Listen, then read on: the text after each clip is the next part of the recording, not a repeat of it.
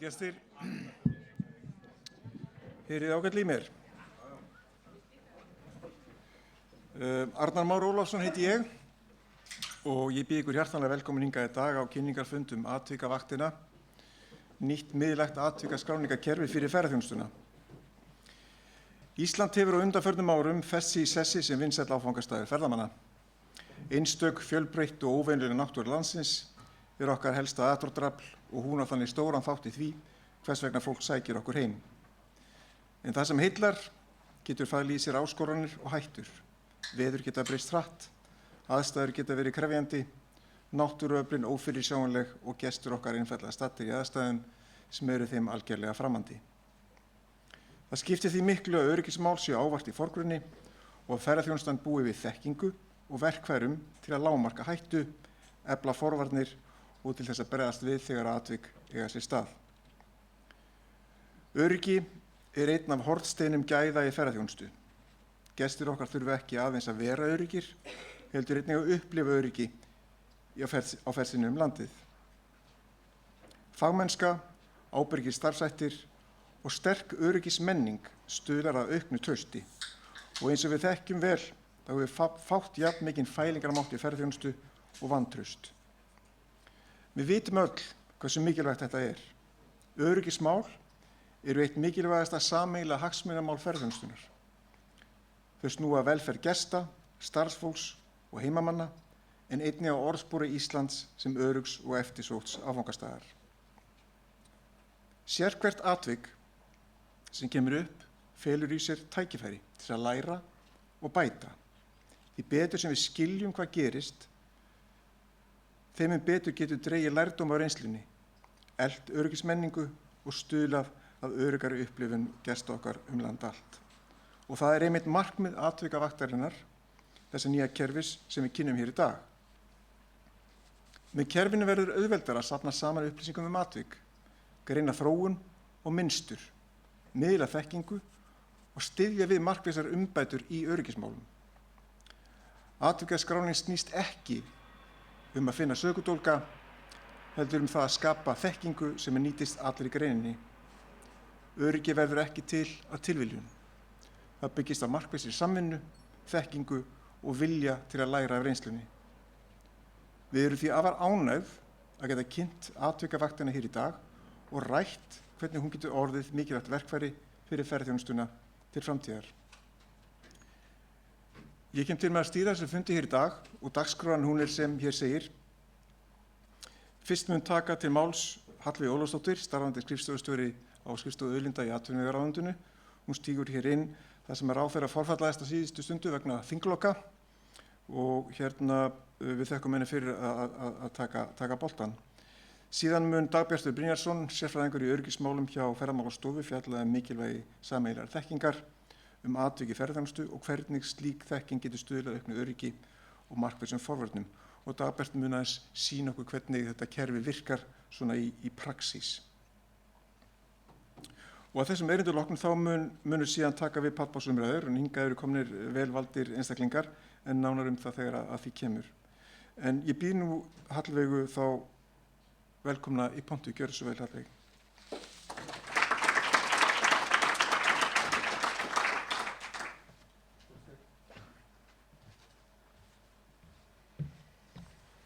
Góði gestir, það er ánægjulegt að vera hérna í dag.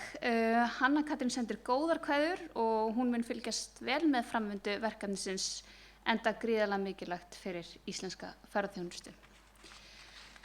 En það er ánægjulegt að vera hér í dag til að vígja nýtt miðlægt atvinnuskráningarkerfi fyrir ferðaþjónustuna, atvikavaktina. Þetta eru tímamót, þar sem að með atvikavaktinni munum við geta safnað gögnum slys, óhöpp og nær atvik í ferðaþjónustunni með einföldum og kerfisbundnum hætti í fyrsta sinn. Þá má jafnvel segja að sé að ræða byltingu í gagnaöflun og þekkingar uppbyggingu á sviði öryggismála í ferðaþjónustunni, ekki bara hér á landi, heldur á heimsvísu. Forsaga málsins sú að í kjölfar útgáfu nýrrar ferðamálastefnu árið 2024 var skipaður starfshópur bætt öryggi ferðamanna. Svipað leyti var skipaður ráðuneytisstjórahópur jöklaferðir eftir banaslys á Breiðamerkurjökli. Úr starfi þessara tveggja hópa komið fram skýr skilaboð að brýnt væri að stofna miðlægt atvinnuskráningarkerfi slys í ferðaþjónustu. Í kjölfar hóf Ferðamálastofa þróunarsamstarf við fyrirtækið Áhættustjórnun. Kerfið sem opnar núna í dag afrakstur þess og samstarf og byggir á atvinnuskráningarkerfum Atvik og Atvik sjómenn sem hafa reynst vel, en það fyrrnefnda heldur utan Atvik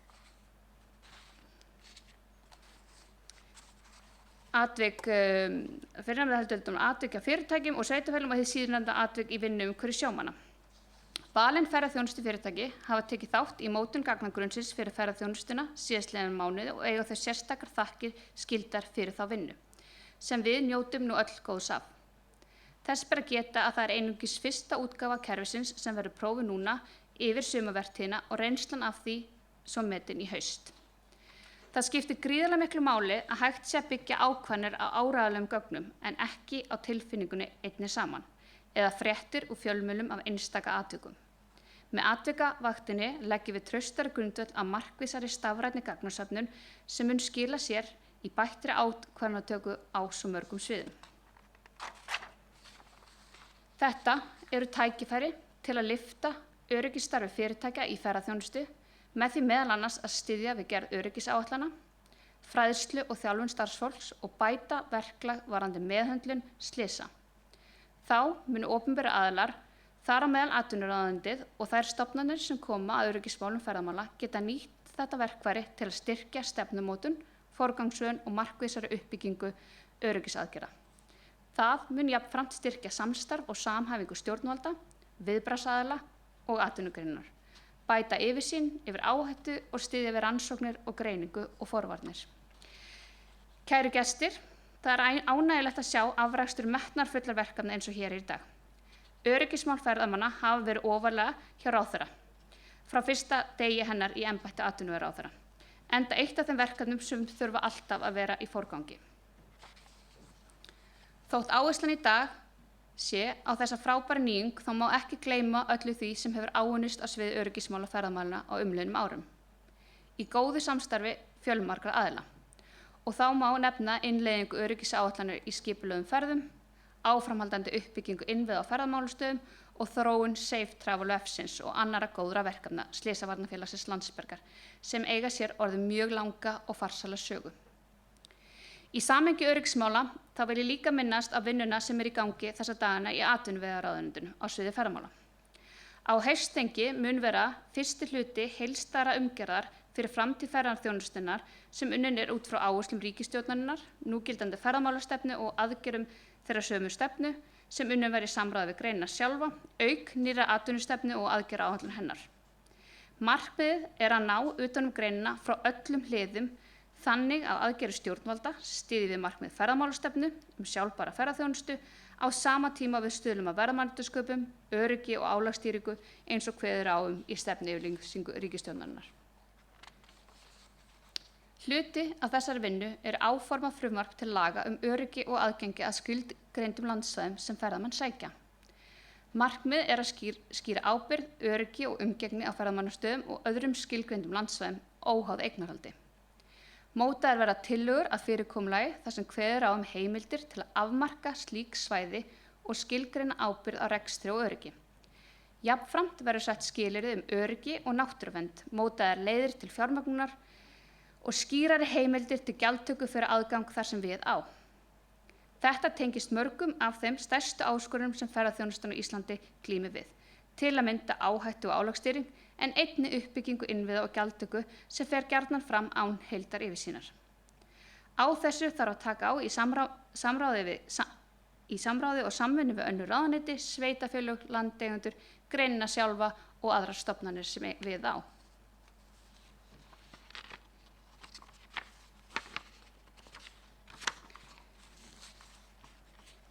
Góðu gestir, bætt öryggi er langhlaup, eilífað verkefni þar sem hvert skref í rétta átt skiptir sköpun og í dag er stigið risastórt framfaraskref hvað þetta málefni varðar. Það er sameiginlegt markmið stjórnvalda og allra hagaðila innan íslenska ferðaþjónustuna að efla öryggismál og fækkun slysa á ferðamönnum. Því er lykilatriði að ná breiðri þátttöku í verkefninu og vil ég hvetja ykkur til þess að kynna ykkur atvikavaktina vel, byrja að nota hana, vera óhrædd við að prófa ykkur áfram og breiða út boðskapinn. Þannig byggjum við upp þekkingu til framtíðar. Þó við vonum auðvitað að skráningar verða sem fæstar, þá er mikilvægt að byrja að skrá, sama hvort atvikin eru stór eða smá, og fella þannig þessa nýjung inn í verklagið til að kerfið nái góðu flugi strax. Að lokum viljum við þakka Ferðamálastofu, áhættustjórnun og öðrum þáttakendum verkefni kærlega fyrir flott framtak og hvetja alla áfram til góðra verka á sviði öryggismála ferðamanna. Það eru hagsmunir okkar alla að ferðir gesta landið gangi sem best fyrir sig og þeir komi heim heilir húfi með jákvæðar sögu að segja Íslandsdvölina. Það skiptir ekki síður máli að þegar slys og óhöpp verða, sem er óhjákvæmilegt, að viðbrögðin séu sem skjótust og best. Þannig er orðspori landsins sem áfangastaður þar sem öryggi, gæði og fagmennska eru í hávegum höfð, best viðhaldið og það styrkt. Það bara að fá að enda og segja til hamingju öll með þennan áfanga og takk kærlega fyrir.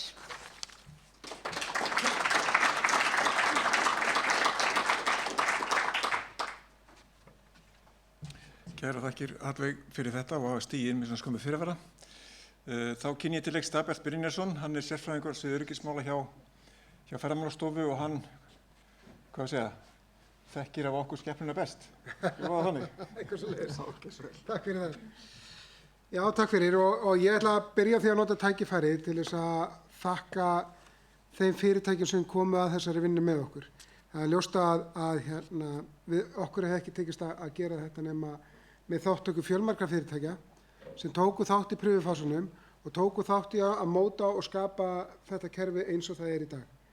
Þetta er gert fyrir ferðaþjónustuna með aðstoð ferðaþjónustunnar. Þannig að það er mjög mikilvægt að við hefum ekki getað gert þetta bara ein og búið til eitthvað kerfi sem allir eiga svo að fara að nota. Það hefði ekki virkað. Þannig að ég byrjaði að þakka þeim fyrirtæki sem kom að þessu fyrir alveg sérstaklega.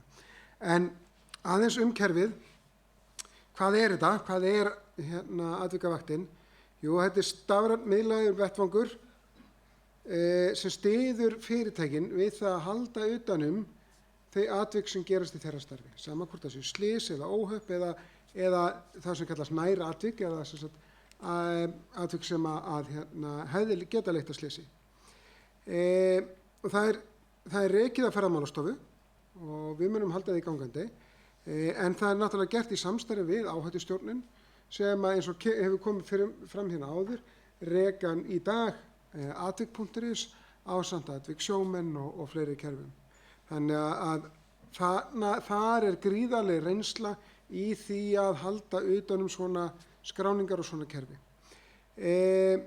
Og atvikavaktin styður sömuleiðis við stefnu og áherslu stjórnvalda aukið öryggi ferðamanna og kerfið náttúrulega kemur notendum sömuleiðis að kostnaðarlausu og þarf ekki að borga fyrir það. Kerfið er hannað fyrir þarfir ferðaþjónustunnar eins og við talaðum áðan og fyrirtækin fá sinn aðgang að sínum gögnum. Fyrirtækin eiga sín gögn inn í kerfinu. Það er alveg skýrt. Og þið sem sagt þið fáið í raun og veru góða innsýn yfir það hvað er að gerast innan ykkar fyrirtækis. Samkvæmt lögum Ferðamálastofu ber allir þeir sem að bjóða upp á ferðir á Íslandi að vera með öryggisáætlun og hluta þeirra öryggisáætlun á að vera atvikaskráning. Við innkallun á öryggisáætlunum gegnum tíðina þá sjáum við það þetta er gert með alls konar móti. Sum fyrirtæki eru með einhver kerfi í kringu það að meðan lang flestir eru að skrá þetta á pappír sem að enda svo jafnvel upp í hillu einhvers staðar. Og þá kemur flóknir hlutir og það er að taka þau gögn sem eru á þessum pappír og gera það að upplýsingum. Hvað er í raun og veru að gerast, að sjá það með myndrænu formu og það er það sem við erum svolítið að hjálpa til með. Og það er það sem að atvikavaktin mun kannski einna helst styðja við starfsemi fyrirtækina. Það er þegar þau sjá vel hvað er að gerast. En eins og ég sagði, þá eiga fyrirtækin aðgang að eigin gögnum í kerfinu og alltaf tiltæk þegar þarf á þeim að halda. Þið fáið betri sýn á yfir það sem er að gerast, þau atvik sem er að gerast í ykkar starfsemi. tækifæri til þess að greina mynstur, eitthvað að gerast, eitthvað að breytast, af hverju hlutin að gerast og þess að og grípa inn í fyrr og einfaldar skráninguna. Og þið getur raun og verið eitthvað, fólk getur raun og verið framkvæmt skráningunni upp í fjalli. Þannig að ég kem að því hérna aðeins og eftir. En við horfum líka til þess að reyna að nýta gögnin sem þannig skapast til góðs fyrir greinina í heild sinni. Og það þýðir það að Ferðamálastofa hefur innsýn inn í það sem verið að skrá. Við sjáum ekki persónureikjanleg gögn, við sjáum ekki gögn sem tengjast fyrirtækjum, þar að segja við sjáum ekki hvaða fyrirtæki á hvaða gögn, en við getum dregið fram hvað að gerast, á hvaða svæðum eru helstu atvik að koma fyrir, hvers konar atvik að gerast, að verða aukning í hálkuslysum, já það er desember, það kannski þarf ekki að koma óvart, en ef það gerist á öðrum tíma þá kannski það eitthvað sem þarf að skoða. Það er hægt að stíga inn í og sjá hvað að gerast og fylgjast með. Það er það sem er svo dýrmætt fyrir greinina. Hingað til hafa ákvarðanir oft verið svolítið endurspeglar af hvað gerðist seinast. Hvaða slys var seinast og þá er allt farið á fullt að vinna í kringum það í staðinn fyrir að horfa á greinina í heild sinni og taka ákvarðanir út frá gögnum og í staðinn fyrir tilfinningu raun og veru. Og hvernig getum við nýtt þetta í forvarnir? Hvernig getum við nýtt þetta í stefnumótun og aðgerðir í þágu öryggis? Og að sjálfsögðu tökum við það fram að öll gögn sem eru í kerfinu eru varðveitt samkvæmt hæstu öryggisstöðlum og að samkvæmt persónuverndarstefnu sömuleiðis. Þannig að það er verið að passa upp á þetta allt saman. Og það er eitthvað sem að áhættustjórnun kann og þekkir og hefur gert í fleiri ár. Þannig að við treystum alfarið á það. En nóg að þessu masi, hvað er það sem við erum að tala um? Jú, ég ætla að reyna hérna að aðtók hvort þið ná að sýna ykkur aðeins hvernig þetta virkar. Það er í gleraugunum.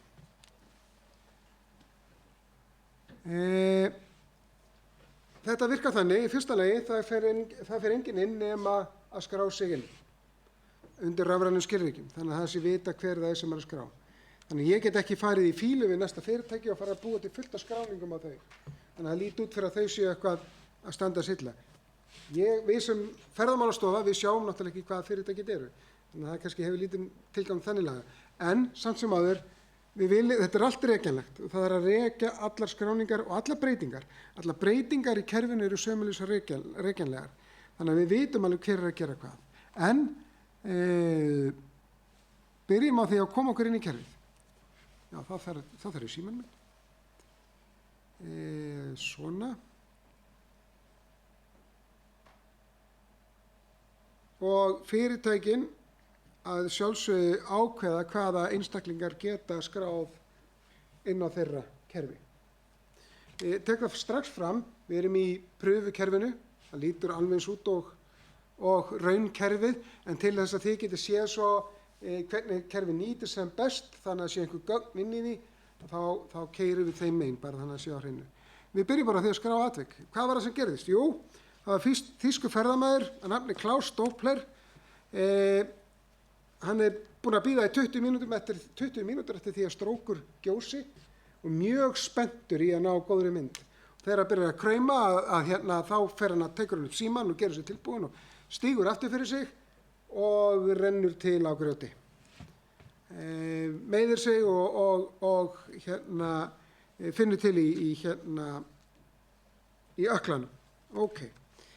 Nú, hvernig myndum við þá skrá svoleiðis tilfelli? Og ég ætla bara að fara hérna hrætt í gegn og sýna ykkur það bara svona með einföldum hætti. Við erum með eitthvað hérna sem heitir svið og deild. Það er til þess að fyrirtækin getur skipt starfsemin sinni aðeins niður. Þannig að ísellaferðir er ein ferð og jöklagöngur er önnur deild eða annað svið, bara sem dæmi. Eða ennþá stærri fyrirtæki sem eru með rúturekstur og fjallgöngur og svo skiparekstur. Þannig að þið geta svona aðeins skipta þessu niður og svo ennþá frekar niður í deild eftir landsvæði og þess að þetta. Hér erum við með bara Ferðamálastofu og við skiptum því svo niður hérna, jú, þetta var gönguferð sem að viðkomandi var í. Var þetta skipulögð ferð? Já, jú, þetta var skipulögð ferð og það var, segjum bara hérna, Gullfossferð hér, tegund ferðar og hér bara valið og hérna bakvið eru svo hægt að opna og fá stærri. Segjum bara þetta hérna hafi verið gönguferð og létt gönguferð. Þetta var karlmaður, aldur 56 ára, símanúmer, þið bara setjið það símanúmer sem þið viljið, netfang, já, fínt, og setjið netfang viðkomandi, er það innlendur eða erlendur ferðamaður eða íbúi eða eitthvað þess áttar, hvaðan kemur þetta, hann var þýskur, eða ekki, hvar gerðist atvikið, jú, þetta var á göngustíg, þannig að það var hérna göngustígur og hjólastígur, hvar, þetta var Suðurland, þannig að þið sjáið, við kunnum öll að skrá inn í svona form. Þetta þarf ekki að vera flókið. En hérna getum við svo skrullað inn, fundið, má ég sjá, ég veit ekkert hvert ég er komin, ja. Hér einhver staðar, eða ekki. Hérna er Gullfoss og við getum sagt það að þetta hafi verið, nú sé ég ekki neitt maður, ég er alveg með þetta. Já, þetta er Gullfoss, fyrirgeðu. Þetta var Geysir, það er hárrétt. Það er ekki skrítið, þetta passaði ekki. Og þetta var bara gerðist hér einhvers staðar. Siglum þetta komið inn. Allt þetta er hægt að gera í símanum líka. Það er bara aðeins öðruvísi format. Þið þekkið þetta, þið vita alveg hvernig þetta virkar. Nú er komin staðsetning og ég get farið og ég get valið rétta staðsetningu á göngustígnum og þetta var hérna í þessari beygju. Þannig við setjum það hér. Höldum áfram. Lýsing, ég skrifa hérna hvað það var sem gerðist. Hversu alvarlegt verða, þetta var minniháttar, hann bara snýri ökla. Þannig að þetta er ekkert stórmál og bara falla á jafnsléttu, staðsetning áverka, það var ökli. Verð ég með hérna einhvers þar hérna, já. Meiðsli eða veikindi, skrámur. Þið sjáið, þetta er bara upplýsingar um veðurfar til þess að það sé þá hægt að reyna að draga einhvern lærdóm á þessu líka, er þetta á þetta meira við ef það er hálka eða ekki og þess háttar. Við getum skráð inn hérna vitni eða sjónavotti eða fleiri leiðsögumenn ef svo var. Er einhver tillögur að úrbótum sem að viðkomandi leiðsögumaður hefur. Hann er á staðnum, hann sér hvað er að gerast og þar af leiðandi er hann kannski mjög góður í stöðu til þess að segja til ef við hefum gert þetta svona, þá er þetta kannski ekki gerst. Þannig að það er þetta að koma strax inn með einhverja tillögur að úrbótum og svo bara skráum við. Eða setjum inn mynd fyrir ekki, já, við eigum hérna mynd á honum Klaus. Setjum inn mynd á Klaus. Og þá er honum illt í leppinu þarna.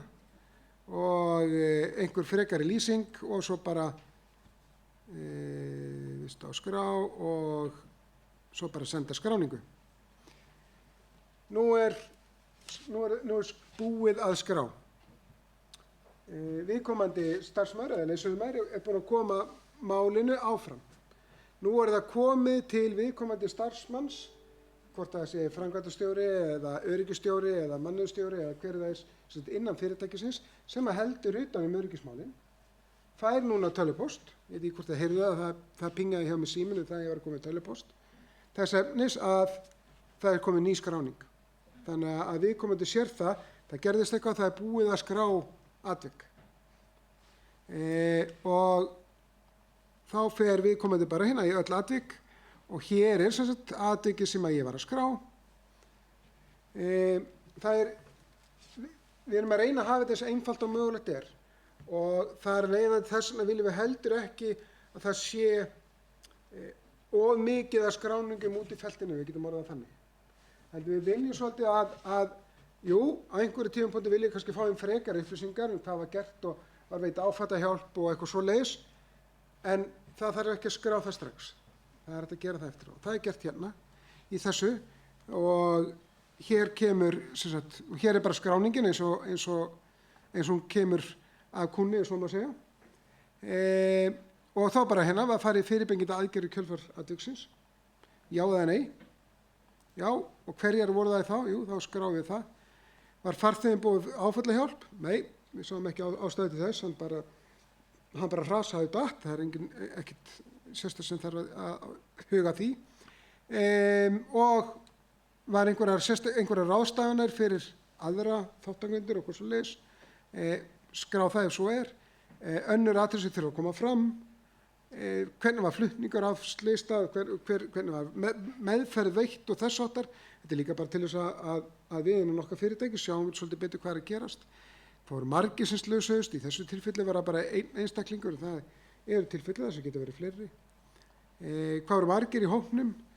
Segjum að þetta verið 6 manna hópur og svo kemur hérna bara staða í bið. Í bið þýðir það að viðkomandi öryggisfulltrúi, ef við notum það orð, innan fyrirtækisins, ekki búinn að staðfesta í raun og veru svolítið móttöku og ekki búinn að fara yfir og klára þessa skráningu. Þannig að hann fer þá hér og setur það bara í vinnslu.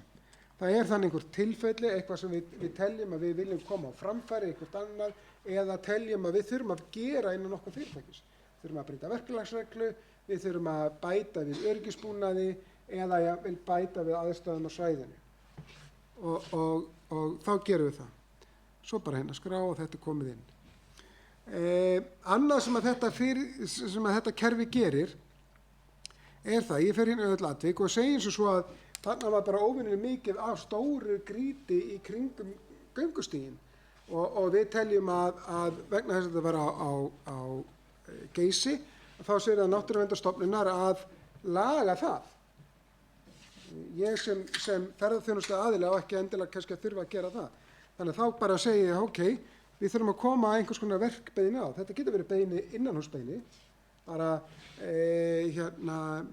Áslaugur væri til að líta yfir búnaðinn og kanna hvort að þetta sé alltaf eins og það á að vera, eða bara hreint og beint, heyrðu, já, Náttúruverndarstofnun, sendu bara hérna á landverðir@landverðir.is, tölvupósti sendus að það sé eitthvað að, og þá bara hérna skrifið við í tölvupóstinn og hann fær þá tillögunar úrbótunum sem voru skráðar á hann, það eru komnar inn, svo bara skrifið hérna frekari texta í lýsingu og við óskum eftir því að landverðir skoði þennan stað því að hann telur að sé eitthvað að og setjum inn nafn hérna og landverðir@landverðir.is eða hver það svo sem að við viljum senda þessa tilkynning á. Við getum bætt við mynd, við getum bætt við skjali, heildar út skýrslu þessan eins og við viljum og svo bara sendum við verkbeiðni. Þá fer tölvupóstur til viðkomandi aðila og til okkar. Það máli komið inn í farveg. Bara svona eins og, hvað þess að kalla svona ticketing-kerfi. Og virkar þannig mjög vel. Annað sem að þetta kerfi og sem kannski einn helsti kostur þessa kerfis, það það hvernig það hjálpar okkur að greina okkar gögn. Og eins og þetta þegar við skrifum þetta á blað og setjum upp í hillu og tökum svo saman og byrjum að skrá inn hvert fyrir sig og reyna að setja þetta í Excel og reyna að draga út einhverja mynd af því. Kerfið í raun og veru búið að gera það fyrir okkur.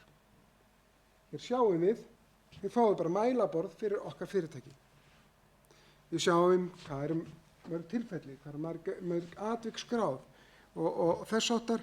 Við sjáum hvenær þau voru skráð, við sjáum alvarleika þeirra og getum greint þau. Ok, nú horfum við bara á minniháttar atvikin, jú þau gerðast á þessum tíma og á þessum landslutum, þessi tegundaslys og þetta kyn og þess áttar. Og svona getum við í raun og veru og ef við viljum bara skoða erlenda ferðamenn þá þetta gögnin. Og við getum sömuleiðis ítum við bara aftur á og þá fyrir við tilbaka á orginalmynd. Við getum líka séð hvar okkar slys að gerast og greint við þannig. Og ef við erum bara eins og Haukur Ingi að starfa á ákveðnu svæði, þá bara zoomar hann inn á sitt svæði og sér bara hvað að gerast í honum. Skiljiði. Þannig að með þessum hætti að þá fáum við góða yfirsýn inn í hvernig kerfið virkar. Ég ætla ekki þetta er mjög einfalt kerfi og fyrst það var hægt að kenna mér á það, þá var hægt að kenna flestum á það. Þannig að ég ætla bara að láta hér við sitja í augnablikinu og bara opna fyrir örfáar spurningar og já, eitthvað frekar sem að þú vilt segja áður við förum í það. Nei, ég ætlaði einmitt bara að opna fyrir örfáar spurningar, við höfum smá tíma, þannig að það verður gott að þið myndi kannski kynna ykkur og hvað er starfið og við hvað og ef þið hafið einhverjar spurningar.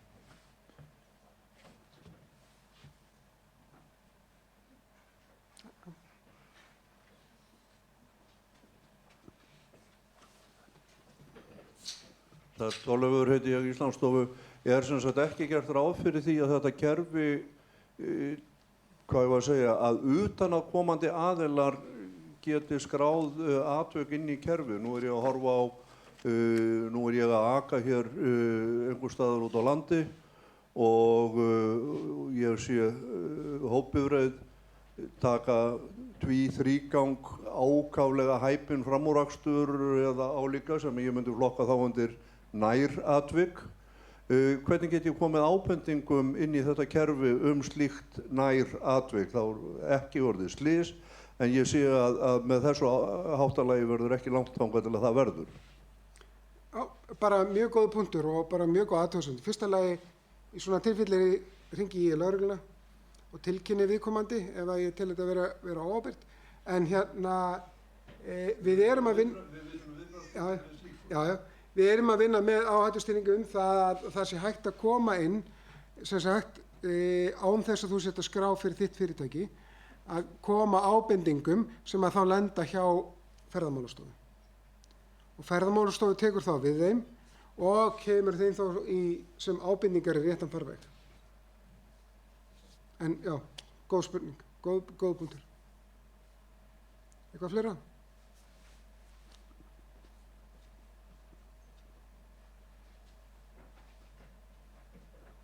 Hæ, já, ég heiti Sonja, ég kem frá Icelandia. Ég var bara aðeins að velta fyrir mér þarna seinni parturinn sem kom á spurningalistanum, varðandi eins og flutningur af slysstað og þess háttar. Er gert ráð fyrir að sá sem skrái atvikið fylli það svo út eftir á eða að því kannski gæð- og öryggisstjóri hefur ekki þær upplýsingar en þarf þá að leitast eftir þeim frá einhverjum öðrum?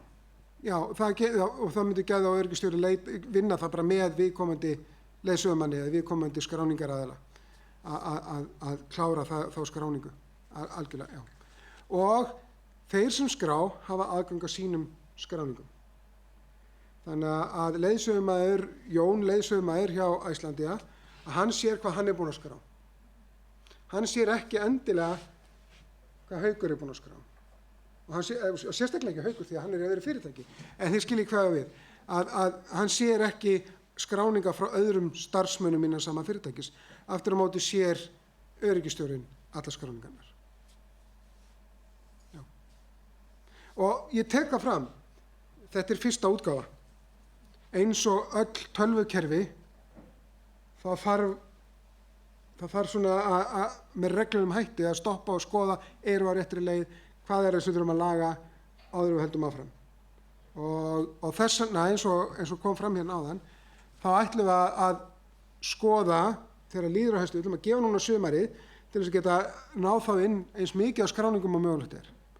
Og svo í kjölfarið að þá fáum við bara setustu niður og heyrim í þeim sem eru að skrá, þeim fyrirtækjum sem eru að skrá og köllum eftir þeirra viðbröðum.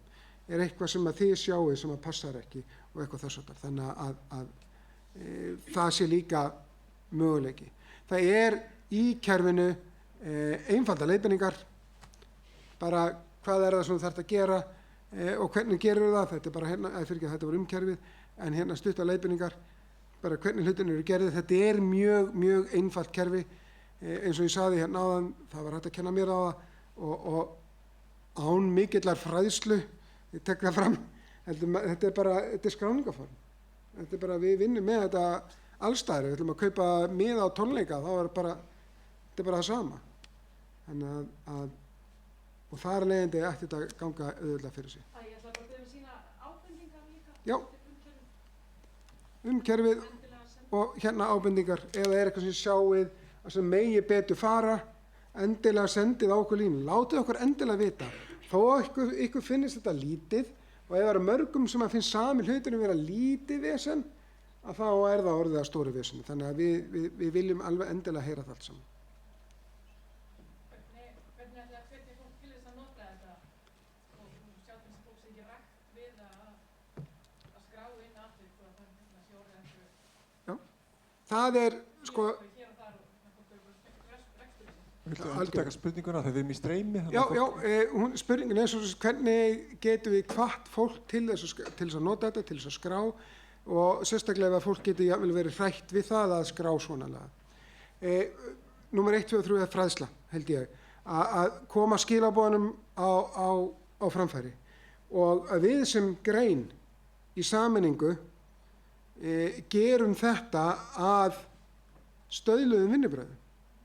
Það er það sem skiptir máli og þeir sem að þekkja til öryggismál og svona öryggismenningu og þess áttar, það er almennt ekki hort á þá aðeins sem skrá lítið sem endilega vera þá góðu, heldur það eru þeir sem eru að skrá og fyrirtækin þurfa að hvetja innan sinna raða, hvetja sína leiðsögumenn, sitt starfsfólk í að skrá meira og meira og meira og jafnvel að búa til alls konar leiki, sá sem að skráir mest að hann fær hérna pítsu eða velja hver í matinn á föstudaginn eða skilji, að reyna að gera þetta svolítið skemmtilega og það sem að skiptir mestu máli er það að stjórnendur fyrirtækjana að þið svolítið taki boltan.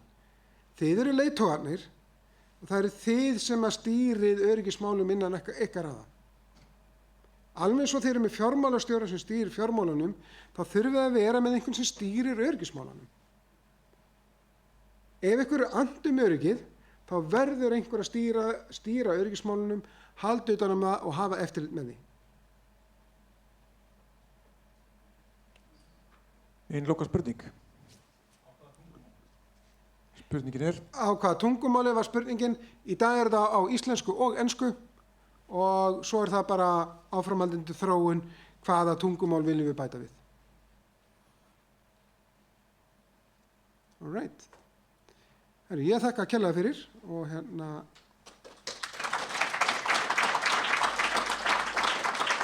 hleypum við stað.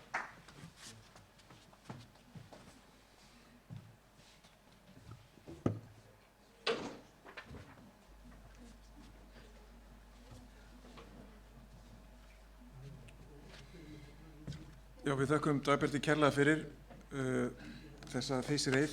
Við erum að hefja hérna áhugaverða og góða vegferð. Þetta er ekki fullkomið, þetta verður aldrei fullkomið, en þetta verður stöðugt betra. Við getum, held ég, tekið þann pólinn í hæðina. En hérna, við höfum fengið hingað góða gesti sem við ætlum að fá hérna í pallborð og við ætlum að tala saman um þetta kerfi og þessir aðeins hafa svona aðeins fengið innsýn inn í þetta og hérna kynst þessu kannski aðeins meira heldur en mörg okkar.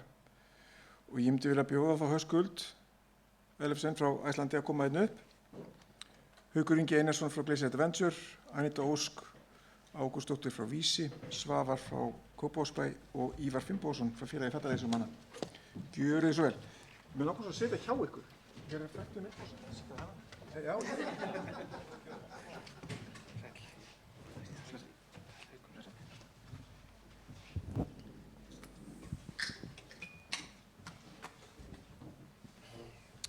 Já, hérna, heyrist í mér. Hérna, við höfum fengið hingað góða gesti. Höskuldur, minn sessunautur hér, hann hérna, Ellefsen kemur frá Æslandia og er þar nýr framkvæmdastjóri afþreyingar og ævintýrasviðs Æslandia og hann hefur starfað í greininum langt árabil og lengi sem framkvæmdastjóri á dive.is. Haukur Ingi Einarsson frá Glacier Adventure með höfuðstöðvar í Suðursveit, ekki rétt, og Halla og ykkar svona bakland og svæði er Vatnajökull á og við jökulinn, þannig að þið þekki ýmsa áskorunni þar. Anita Ósk frá Vísi, rótgróið íslenskt sjávarútvegsfyrirtæki sem að hérna hefur náð, sjávarútvegurinn hefur náð glæsilegum árangri þegar kemur öryggi sjómanna og hérna mig langar að heyra ykkar sjónarmið. Svavar Pétursson frá Kópavogsbæ, en Kópavogsbæir er í rauninni stór notandi af svona atvikaskráningarkerfi, ekki satt? Og það væri gaman að heyra ykkar sjónarmið. Og svo er það Ívar Finnbogason sem kemur inn sem fulltrúi félags fjallaleiðsögumanna, en Ívar er svona að öðrum ólastöðum einn af okkur reyndustu fjallaleiðsögumönnum og hefur marga fjöruna sopið í þeim málum og leiðsagt langt árabil bæði á jökli og við jökla og fjallstind og sýnt öryggismálum sérstakann áhuga í gegnum tíðina. Mér langar að byrja aðeins á þér, Aníta, að sjávarútvegurinn hefur náð eftirtektarverðum árangri í að draga úr slysum og bæta öryggi sjómanna og hvaða hlutverk hefur markviss atvikaskráning spilað inn í þá vegferð? Heyrist í mér? Já, komið sæl, gaman að vera hérna með ykkur í dag. Við höfum síðustu 8 ár höfum við verið með rafræna og miðlæga atvikaskráningu og notast við atvikssjómenn og atvik í landi. Já, svona. og sem hefur skapað heildræna yfirsýn yfir atvik og bæði á sjómönnum og fólki í landvinnslu. Sem leiðir þá til forgangsaðgerða sem forgangsaðgerða áður en að slys verður, til dæmis á skráningum með ábendingum og minniháttar á næstum slys og sömuleiðis skýra þá yfirsýn yfir minniháttar og alvarleg slys sem hefur þá á sama hátt leitt til umbóta á verklagsreglum, vinnuumhverfi og öryggisfræðslu til starfsmanna og þá hefur starfsmenn orðið öruggari í sínu starfi og umhverfi.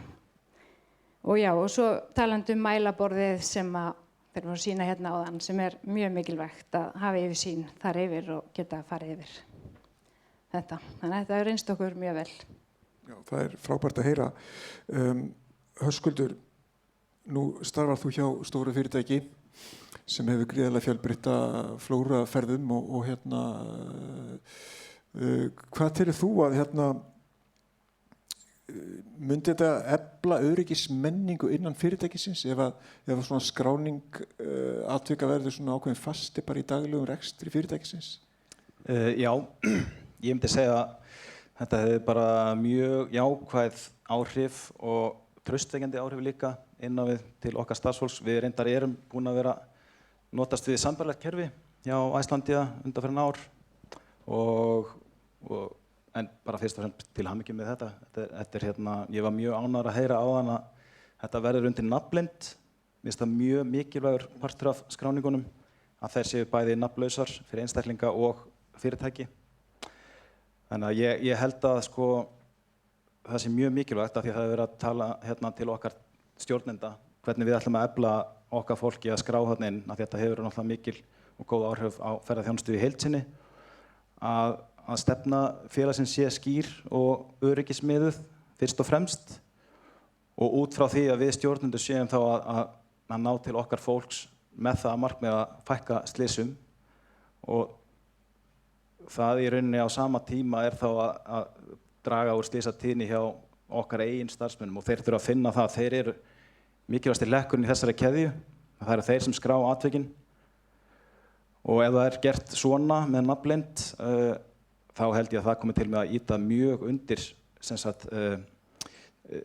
svona áhrif til starfsmanna að taka meiri þátt í þessari uppbyggingu á kerfi sem ég held að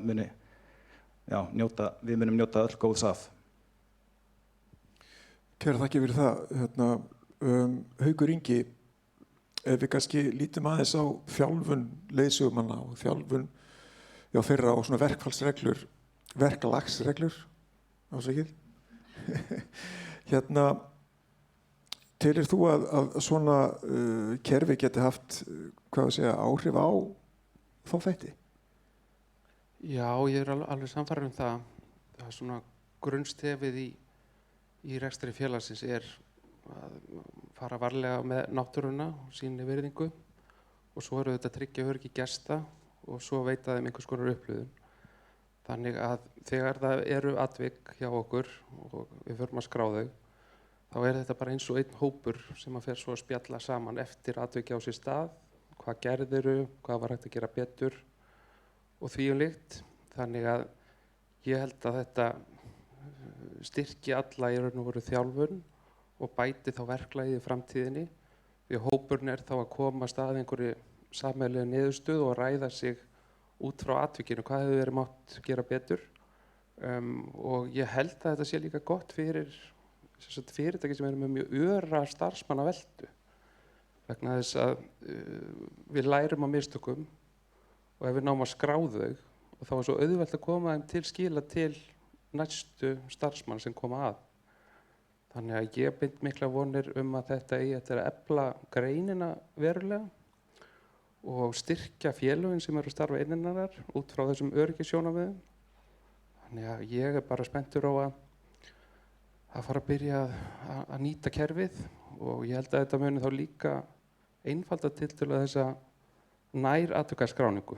Þannig að hver starfsmaður sem lendir í einhverju getur bara fært þetta inn og haldið utan um það. Við höfum ekki verið til dæmis nógu duglega að frétta af því eða vita af því. Ég held að þetta geti opnað á margar dyr þar og bætt það. Já, einmitt.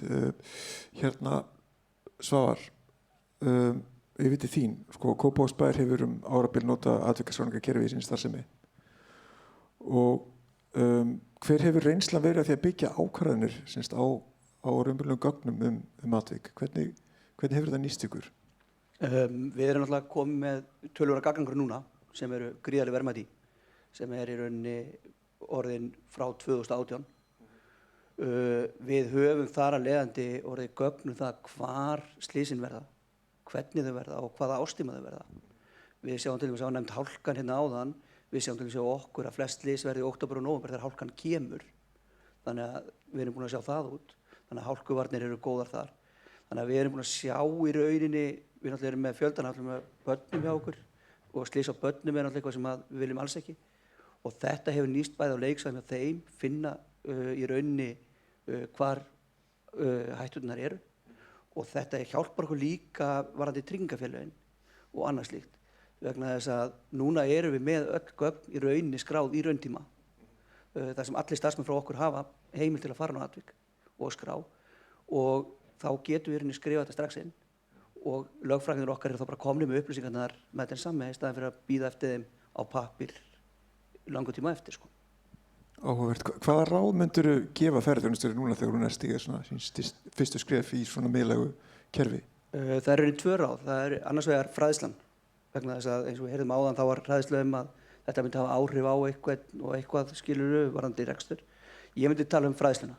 Því það skiptir gríðarlegu máli að fara í að fræða fólk. Og hitt það kom fram hérna í fyrstu ræðinni að skrá sem minnst eða vonandi verið sem fæstar skráningar, vonandi verða bara sem flestar. Því flestar skráningar eru það sem kemur til með að verða fyrir mestum, þið komum til með að hagnast mest á því að vera með sem flestar skráningar. Akkurat, ég held að reyndar að hann hafi verið að segja að vonandi verða sem fæst slys en ég átti þessi með á magni. Já. Næstu slys eru jafn mikilvæg eins og slysið sem verða. Sko. Einmitt. En Ívar, yfir til þín, nú ert þú þrautreyndur fjallaleiðsögumaður og þín stétt starfar oft í krefjandi aðstæðum þar sem að ákvarðanir þurfa að vera teknar hratt. Hvernig getur skráning atvika og næratvika styrkt fagmennsku í fjallaleiðsögn? Og minnst stór spurning. Já, við þurfum náttúrulega bara fyrst og fremst að hafa einhver gögn til að vinna með og þetta er eitthvað sem við erum svo sem löngu byrjuð að gera. Við erum að kalla eftir hjá okkar leiðsögumönnum og þá meina ég bara hjá félaginu og í öllum bransanum að fólk skili inn atvikum og ég sitt til dæmis í tækninefnd félagsins og er einn af aðalleiðbeinandunum fyrir félagið þannig að þegar við fáum upplýsingar að eitthvað sé gerast hvort sem það er endurtekið eða eitt tilvik að þá getum við mögulega bara brugðist við og breytt þjálfunin okkar eða brugðist við með einhvers konar tilmælum og svoleiðis og þannig er þið bara komið með verkfæri á miklu stærri skala til að gera þetta og kannski ekki endilega sérstaklega fyrir okkur af því að við erum í rauninni langþróaðasta greinin fyrir utan kannski köfuna sem er svona alheimsvottun, en allavega á Íslandi þá erum við komin lengst í því að vera með þjálfun og vera með einhvers konar miðstýringu á því, en ég held að margar aðrar greinar geti hagnast miklu meira á þessu ef að þau eru viljug og opin fyrir því að taka móti bæði kerfinu og upplýsingunum og horfa í eigin barm og reyna að bæta sig. Ég tek undir bara þetta, hvað að segja, þennan þverskurð sem er nefndur að eftir því sem gögnin eru ítalegri og eftir sem tími líður þá verður þetta kerfið stöðugt öflura og sterkara og betra. En Aníta, aftur yfir til þín, sko, stundum er kvarta undan auknu skrifræði og eitthvað svona sem kemur frá hinu opinbera og þannig. Hvað myndir þú segja við stjórnendur í ferðaþjónustu sem að telja að atvikaskráningin sé fyrst og fremst aukið skrifræði? Já, ég myndi segja að það veri alls ekki þannig. Þannig að þetta er þetta er bara svona ákveðið lærdómsferli í byrjun og það tekur bara smá tíma að koma sér inn í rútínu og læra inn á þetta og svona. En svo núna er þetta bara komið inn í okkar öryggismenningu og allir verður að taka þátt og já, þannig að þetta er bara orðið svona okkar eðlilegi þáttur í þessu, í öryggismálunum. Höskuldur,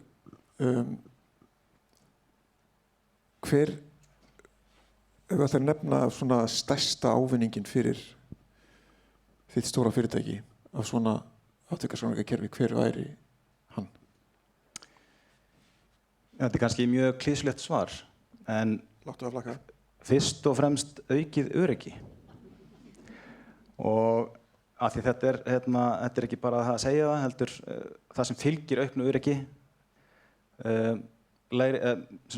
lægri slysatíðni, og ef við horfum á þetta bara út frá, af því ég kem náttúrulega úr silfru umhverfinu í mörg ár, búin að vera þar 15 ár, að bara alvarleg slys, það er eiginlega ekkert jafn slæmt og alvarlegt slys sem á sér stað í starfseminni, hvort sem það er í greininni og sérstaklega hjá manni sjálfum, og ég hef alveg verið þar áður og maður vill aldrei lenda í því aftur.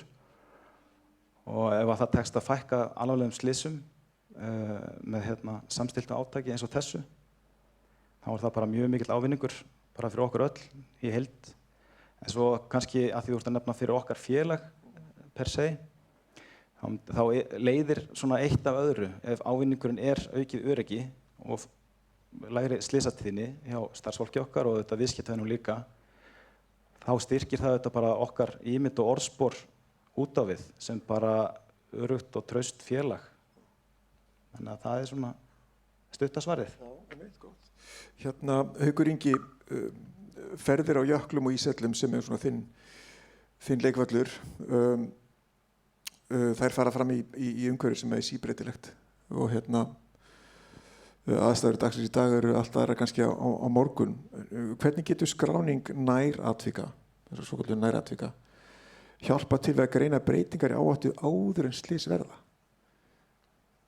Ég held að með því að safna þessum næratvikum og í raun og veru þá aðgerðum sem hafa farið í til þess að læra þeim, oft getum við verið með einhvers konar mótvægisaðgerðir til þess að fyrirbyggja slys, sérstaklega í þessum hvort sem aðgengja jökli eða að meta þessar ísmyndanir sem við erum að fara undir á veturna, að með því raun og veru að safna saman sem flestum verkværum til þess að tryggja öryggi, hvort sem það sé aðgengi á og af jökli eða þegar við erum að taka ákvörðun um að fara undir ís, að það mun náttúrulega styrkja okkur þá í þeirri ákvörðunartöku, hvað þarf að gera á hvaða tímapunkti og svoleiðis. Og í dag er þetta bundið að miklu leyti við eigendurna sem hafa sinnt þessu mjög mikið, en ef það kemur að því að þeir fari svona að deila þessu ábyrgð með þá lykilstjórnendum og leiðsögumönnum, að þá held ég að svona skráningarkerfi muni auðvelda þá yfirfærslu á milli. Akkúrat, Svavar, nú er það þannig að í ferðaþjónustu þá má kannski segja að þannig að ferðamennirnir séu okkar skjólstæðingar. En hjá Kópavogsbæ þá horfum á skólabörn og svona aðra skjólstæðinga bæjarins. hvernig hefur þú komst aðeins inn á þetta og langar aðeins að fá svona frá þér meira, sko, hvernig hefur atvikskráningin hjálpað ykkur til þess að bæta öryggi og velferð skólabarna og annara skjólstæðinga bæðaris? Já, það er rauninni, við meðum ekki gleyma auðlindinni sem við höfum í fólkinu, sem er starfsfólkið. Akkurat, já. Og það er rauninni eru okkar bestu öryggisverðir. Vegna þess að eins og að koma inn á með nærstöðusleysin eða nærsleysi á ykkur, að það hjálpa gríðarlega að fá þau til að fylgjast með í rauninni hvað er að gerast hjá okkur. Og skólastjórnendur fá í rauninni leið tilkynningu, eða þeir tilkynnin í kerfið, sem er mjög líkt þessu, þá fá þeir tilkynningu atvikið og geta þá brugðist við leið. Einnig erum við að sjá slys á börnum, við getum fylgst gríðarlega vel með því og áður var þetta út af bara lögum að þá þurfti að skrifa þetta niður á pappír og geyma upp í hillu slysin, en í dag getum við geymt þetta inn í kerfinu og nálgast það í rauninni rafrænt og eins og kom fram með mælaborðið áðan, við getum nálgast það rafrænt án þess að þurfa að gramsa í pappírum langt aftur í ár, sko. Þannig að þetta er mjög hentugt upp á það að gera. Þannig hefur komið fyrir slys. Já, akkurat. Ívar, ég veit þín, mér langar aðeins að heyra frá þér, við höfum aðeins komið inn á þetta hérna, en sko, hvernig sér þú fyrir þér að upplýsingar úr atvikavaktinni getur nýst við þjálfun, endurmenntun og þróun verkfallsregna, verklagsregna, þetta er algjör tungubrjótu fyrir mér hérna, í þinni starfsemi, í Fjallalausu? Tökum bara eina gamansögu frá því að á þeim tíma þegar við unnum saman að við vorum með svona svipað kerfi og okkar áskorun var náttúrulega að fá fólk til að skrá inn í kerfið og og sem bara eitt fyrirtæki þá fengum við svo sem ekkert rosalega mikið af tölfræði gögnum til að vinna úr en stundum komu upp tilfelli það sem við gátum unnið úr og einn veturinn fór það að gerast að við vorum að fá endurteknar skráningar að fólk í jöklagöngu fór úr axlarleið og við fórum aðeins að kafa og nýta og spyrjast fyrir hvað máli væri og það kom í ljós að leiðsögumennirnir voru að hvetja til að gera armbeygju til að drekka úr litlum lækjum á jöklinum nema hreyfifærni gestanna okkar var bara það lélega þau gátu ekki gert almennilega armbeygju og settu hendurnar einhvern veginn svona upp og fóru úr axlarleið. Þannig að þá getum við gripið inn í og í rauninni í þessu tilviki þá snýrist það að við byrjuðum á að banna fólki að gera arbeigur á jöklinum eða banna gætunum að gera það og svo kannski svona aðeins að reyna að kenna fólki hvernig actually á að gera arbeigur og ég held að við höfum náð að reynsa út þetta vandamál. Þannig að þetta gefur okkur bara tækifæri eins og við höfum, eins og ég kom inn á í fyrra svarinu að ef það gerist eitthvað þá reynum við að grípa inn í með þjálfun og þess vegna er eins og verið að segja þetta með næratvikin að þau eru vísbending hvað getur gerst en áskorunin er fyrst og fremst bara að búa til menningu þar sem að þetta er skráð, þar sem að tölfræðinni er safnað og þar sem að stjórnendur eru tilbúnir að lesa þetta, fjárfesta sínum tíma og actually grípa til einhverja framkvæmda helst áður en að raunverulegu slysin verða. Akkurat. Aníta, kannski svona loka spurningu fyrir að styttast aðeins í sig hjá okkur. Loka spurning til þín. Hvaða lærdóm getur ferðaþjónustan dregið af þeirri öryggismenningu sem hefur þróast í sjávarútvegi í síðustu áratugi með tilkomu þessa atvikaskráningakerfis hjá ykkur?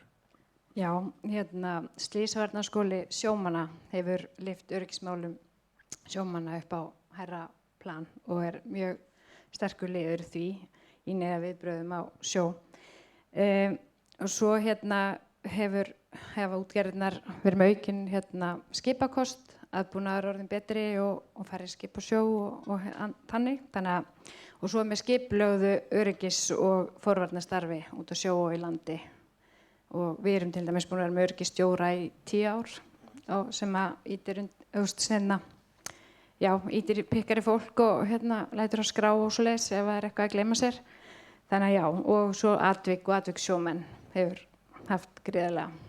Þannig að þetta er svona öryggismenningin okkar og svo gaman að segja frá því að Páll Jónsson, línuskipi okkar, er var svona nýsköpun með öldunni sem að öryggisstjórnun er með. að það er svona app sem maður getur gert æfingar og skráningar og svoleiðis líka. Þannig að við erum mjög stolt af því að taka þátt í nýsköpun og útgerðirnar hafa verið duglegar að gera það. Þannig að já, ég held að þetta sé það. Takk fyrir það, gott svar. Höskuldur, svona ef við hækkum flugið aðeins, og þá svona loka spurning til þín líka. Sko, hvernig gæti miðlægt atvikaskráningakerfi fyrir alla ferðaþjónustuna að hjálpa fyrirtækjum að læra hvert af öðru í stað þess að hver og einn þurfi að læra eigin mistökum?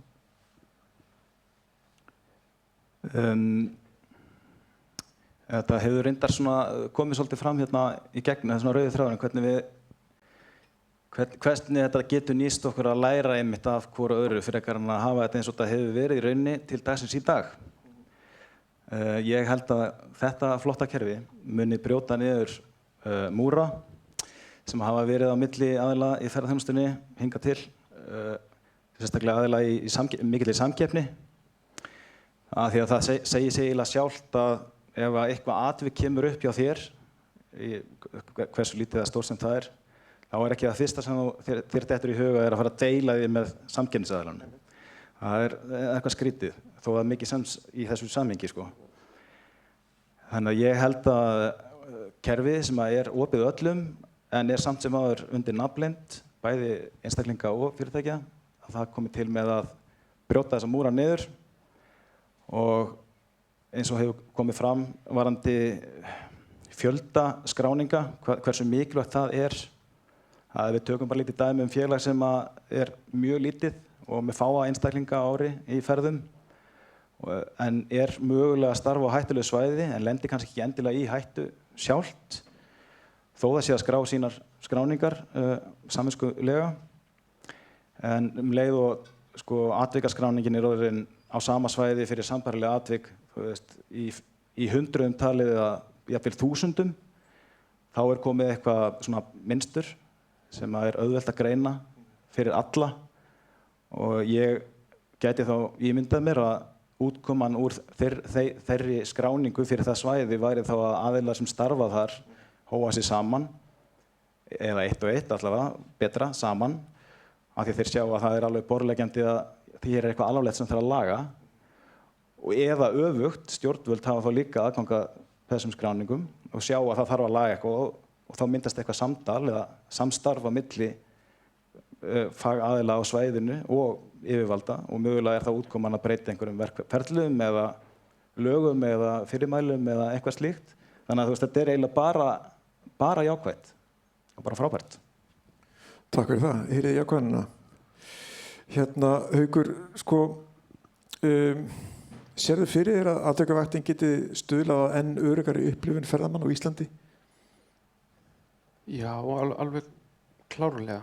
Ég held að ef við byrjum í raun og veru í dag og jafnvel skráum inn atvik sem hafa átt sér stað í fortíðinni því að þá getum við byggt okkur upp sjálfkrafa gagnagrunn aftur í tíman en það er sagt í skógræktinni að þessi besti tíminn að gróðursetja fyrir 10 árum en næst best í dag og ég held að það eigi bara ágætlega við með þessar atvikaskráningar vegna þess að aukið öryggi gesta, hvort sem það sé innan fyrirtækja eða okkar sem heildar greinar, það held ég að geti aukið í raun og veru verðmætasköpunina inn í framtíðina sem ein af mörgum söluvörum.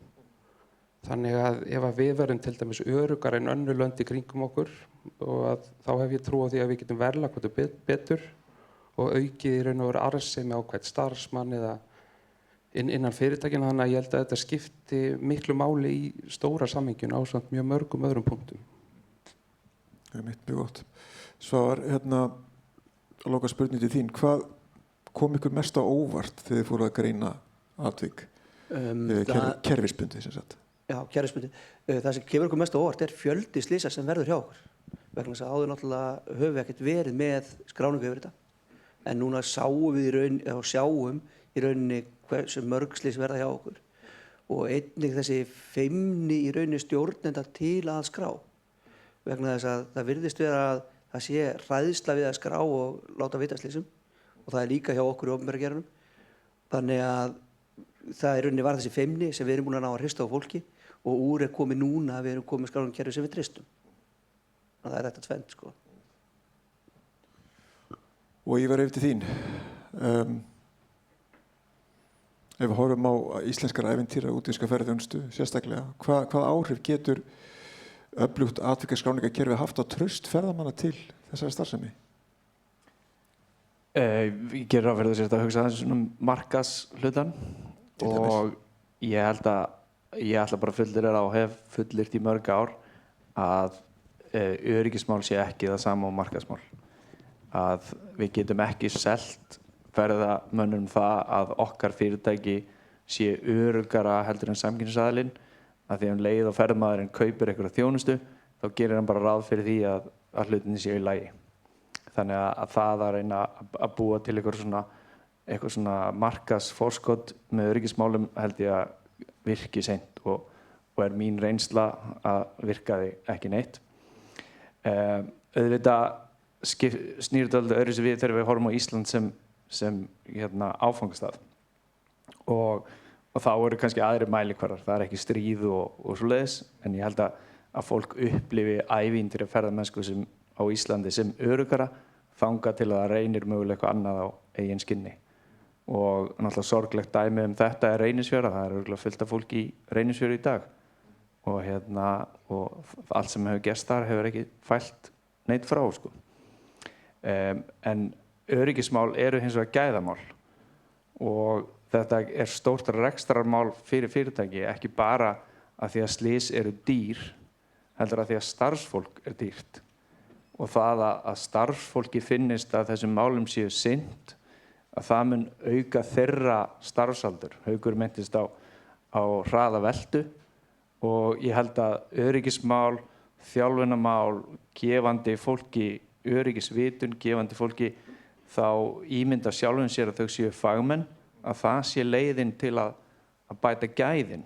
Og gæðin skilar sér svo í TripAdvisor og Google Reviews og öllu því og ánægðum gestum sem fara heim og segja fólki að það hafi upplifað eitthvað stórkostlegt á Íslandi.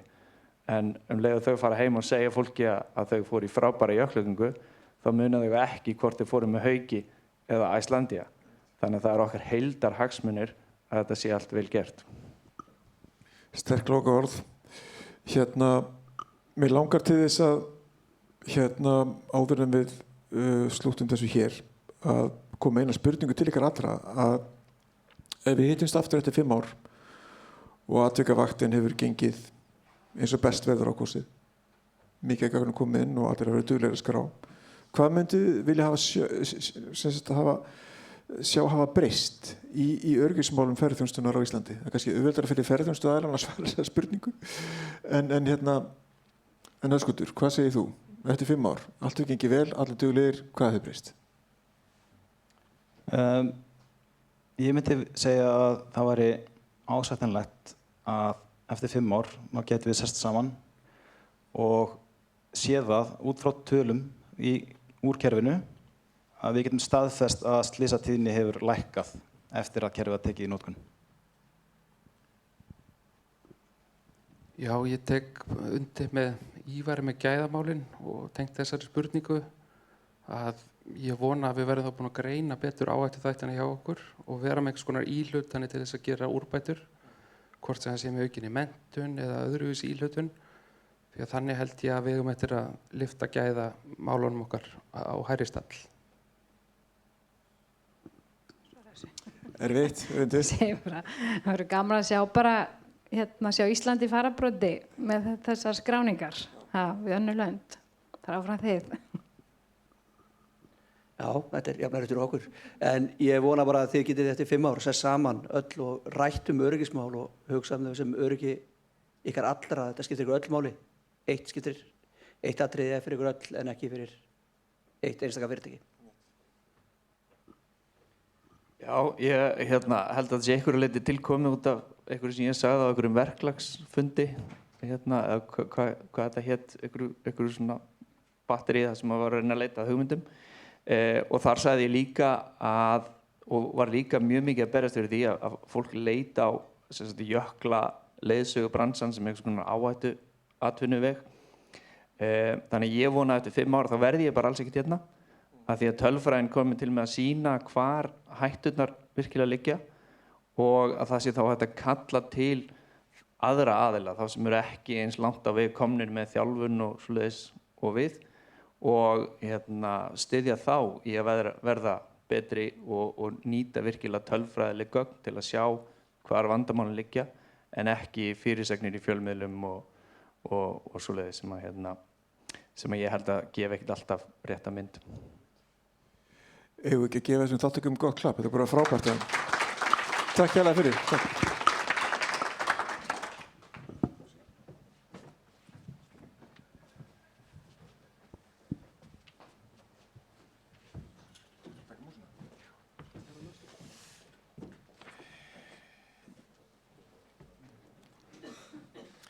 Kæru gestir, nú ætla ég að reyna bara að klára þennan góða fund og það er búið að bera fram veitingar fyrir aftan okkur. Þau voru mjög hljóðlát og þið hefur eflaust ekkert tekið eftir því. En ég vil bara, við erum að hefja held ég mjög góða vegferð og þetta mun taka tíma til þess að verða betra og eins og við séum þetta veltum við mikið á því bara hversu dugleg við erum að nota þetta. Þannig að hér allar búin að myndast sterkur hópur sendiherra þessa verkefnis og þannig að endilega miðliði þessum upplýsingum áfram og berið áfram boðskapinn. Við munum gera okkar klárlega til þess að markaðssetja þetta vel og sem best og ýta þessu áfram okkur öllum til heilla. Ég vil þakka Hallveigu fyrir að stíga inn og Dagberti fyrir erindi í dag og að sjálfsögðu þáttökandum í pallborðinu fyrir góða þáttöku og áhugaverðar umræður. Og við hér Ferðamálastofu þakkum ykkur kærlega fyrir komuna og við bjóðum ykkur núna til léttra veitinga og notum tækifæri til þess að tala saman áfram. Takk fyrir mig og gjörið svo vel.